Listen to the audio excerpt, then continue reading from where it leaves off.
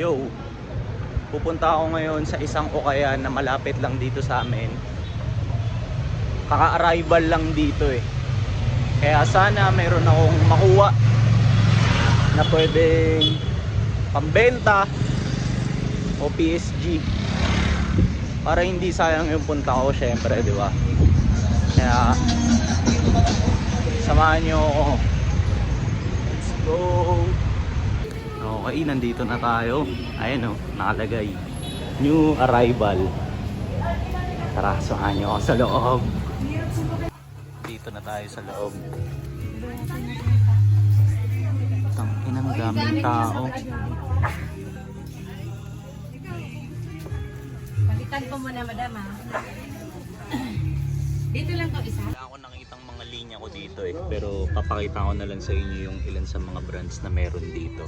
So isa to, tong Kangol na Kangol ba o Kangol na two-way bag. Tapos papakita ko pa sa inyo yung iba. So meron ding Adidas na tote bag.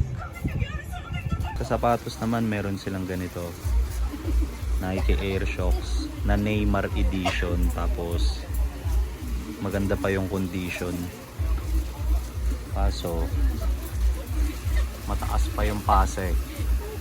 Meron ding mga Nike na duffel bag, backpack, tsaka marami pa.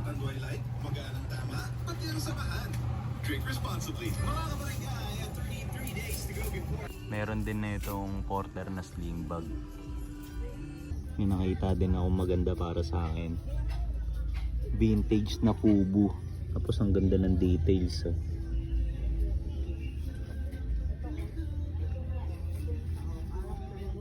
Baggy pa.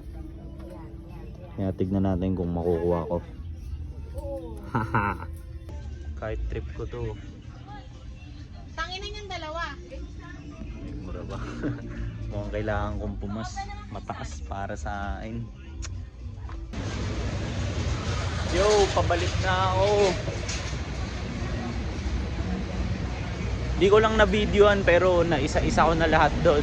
Sombrero, t-shirt, long sleeve, jacket, ano ba? Shorts, pantalon, sapatos. Kaso wala akong linya eh. Wala akong natripan. Meron sana yung pantalon kanina. Kaso ayun nga, ang taas pa ng presyo. Kaya ang gagawin ko ngayon, hihintayin ko na lang munang bumaba yung price nun, tapos babalikan ko. Pero pag wala na doon, di talaga para sa akin, di ba? Ganun lang yun eh. Pero ang saya, ang saya mag-hunt, ang saya humanap ng kung ano-ano sa ukayan. Kaso ayun nga, wala akong naging linya. Pero next time, di ba? Food trip na lang ako ngayon.